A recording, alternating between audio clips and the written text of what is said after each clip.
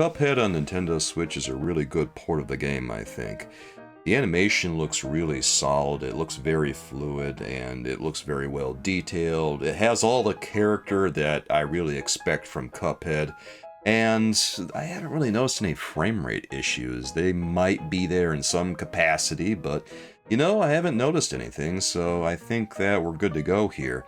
And the controls, I mean, they handle very good. They're very fluid, and they feel like they're perfectly suited to the Nintendo Switch setup. I like to play on a Switch Pro controller, and, well, Cuphead is one of those games that I would recommend you play on controller because it's really got that old school vibe about it.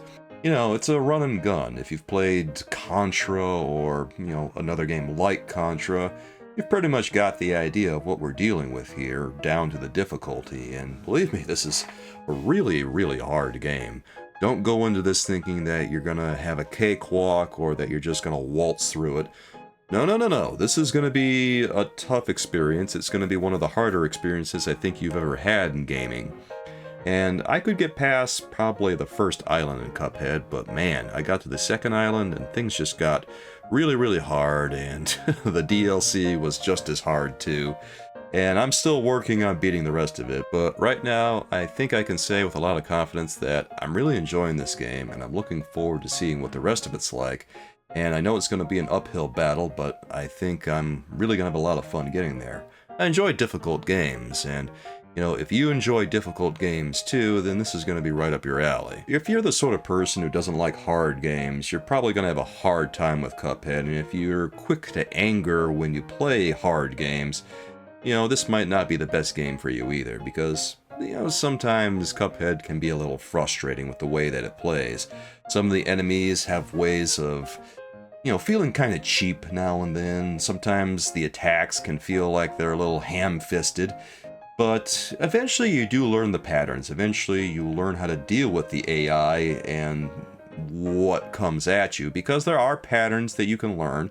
And for the most part, I would say that Cuphead is very tough but fair, even though sometimes it doesn't feel very fair. In Cuphead, you actually have a pretty complicated control setup. You get to shoot normally, but also you have upgrades for all the stuff that you shoot. You also have a special attack after you shoot the enemy a bunch of times, or do parries. And a parry is when you essentially hit the jump button again while a pink object is coming at you, and that adds to the number of cards that you have in your inventory that enables you to do a special attack.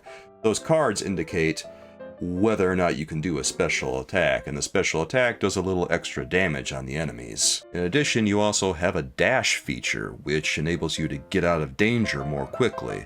And of course, you've got a button that enables you to shoot in place, and you've also got a jump button. So, there's a lot of different things you can do, even though this does have an old school charm about it.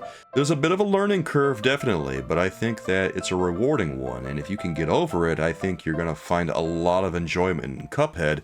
And if you want to get the Nintendo Switch version of this, I think that this is a good one to buy. I think it's worth it. So go ahead and check it out, guys, if you like hard video games, and if you want a great challenge that you want to overcome, and you just want something on Nintendo Switch too. I think this is definitely worth it.